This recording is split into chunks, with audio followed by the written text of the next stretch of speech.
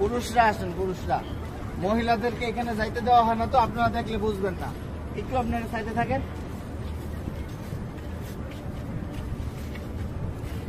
আমরা ভিতরে যাব হচ্ছে এইভাবে। আমাদের বাম দিকে থাকবে রওজা। রওজা থাকবে কি বাম দিকে। ভিতরে কথা বলার কোনো সুযোগ নাই, বেশি সময় দাঁড়ায় থাকারও সুযোগ নাই। প্রথম দুইটা ছিদ্র থাকবে, যে দুইটা ছিদ্রের ভিতরে কোনো কিছু নাই। কবরের জায়গা ফাঁকা আছে। এখানে হযরত ঈসা আলাইহিস সালাতু ওয়াস সালামকে দাফন করা হবে। ওই পাশে হচ্ছে হযরত ইমাম মাহদিকে দাফন করা হবে।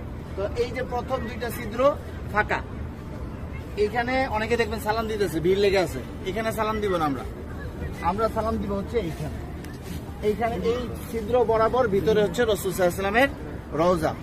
এই জায়গায় সালাম দিব। দেখবেন যে এরকম যেই ছিদ্রটা, এইটার সাথে কিন্তু কোনোটার মিল নাই, ঠিক আছে? এই বরাবর নবীজিকে সালাম দিতে হবে। রাসূল সাল্লাল্লাহু আলাইহি ওয়াসাল্লাম এখানে জীবন্ত অবস্থায় শুয়ে আছেন, ডান কাত হইয়া। নবীজির মাথা এদিকে, পা হচ্ছে এদিকে, ঠিক আছে? রাসূল শুয়ে আছেন, উম্মতের সালাম গ্রহণ করতেছেন। হ্যাঁ, সরাসরি সালাম গ্রহণ করতেছেন। তারপরে এখানে আবু বকর রাদিয়াল্লাহু আনহুর কবর, এই বরাবর। এখানে আবু বকর রাদিয়াল্লাহু আনহুকে সালাম দিতে হবে। কিভাবে সালাম দিব?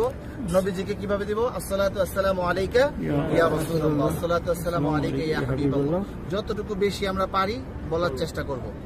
সালাম দেওয়ার সবচেয়ে সুন্দর সময় হচ্ছে রাত্রে 10:30টার পর থেকে নিয়ে রাত্রে 1টা-2টা পর্যন্ত ফাঁকা থাকে, ভিড় থাকে না। আর দিনের বেলা সকাল 7টা থেকে নিয়ে একেবারে জোহর পর্যন্ত কি ফাঁকা থাকে, ফাঁকা। আসরের সময় থেকে নিয়ে এশারের পর পর্যন্ত কি থাকে? ভিড় থাকে। যত বেশি পারেন নবীজিকে সালাম দিবেন।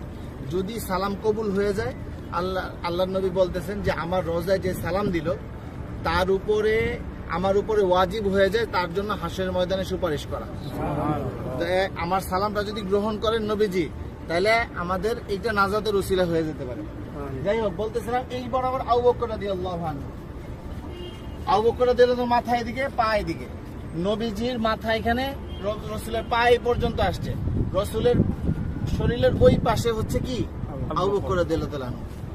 আবু বকর রাদিয়াল্লাহু আনহু ঘাড় বরাবর হচ্ছে হযরত ওমর রাদিয়াল্লাহু আনহু। উনি আরো ওই পাশে, ঠিক আছে? নবীজি এখান থেকে এইভাবে শোয়া, রাসূলের পরে হচ্ছে আবু বকর রাদিয়াল্লাহু আনহু শোয়া, তারপরে হচ্ছে হযরত ওমর রাদিয়াল্লাহু আনহু। এইখানে হযরত ওমর রাদিয়াল্লাহু আনহুকে সালাম দিতে হবে। তো এইখানে নবীজিকে সালাম দিব আমরা। আর রাসূলকে অনেক মানুষ আমাদেরকে বলছে না সালাম দেওয়ার জন্য, তো আমরা নিয়ত করব যে আমাদেরকে যত মানুষ সালাম দিতে বলছে তাদের সকলের পক্ষ থেকে সালাম, আসসালাতু আসসালামু আলাইকা ইয়া রাসূলুল্লাহ, ঠিক আছে? তারপর আবু বকর রাদিয়াল্লাহু আনহুকে সালাম দিব, হযরত ওমর রাদিয়াল্লাহু আনহুকে সালাম দিব। তারপরে এখানে কোনো কিছু নাই, ফাঁকা আছে কবরের জায়গা ভিতরে। আমরা এই দিক দিয়ে বের হয়ে যাব। এটা হচ্ছে পুরুষদের যে কোনো সময় খোলা আছে সালাম দেওয়া। আর মহিলাদেরকে ঠিক রওজার পিছন দিক দিয়ে দিবে সালাম দেওয়ার জন্য একদিন। কথা বুঝতে পারছেন? একদিন সুযোগ আসবে রিয়াজুল জান্নাহ নামাজ পড়ার জন্য, এবং সালাম দিবেন রওজার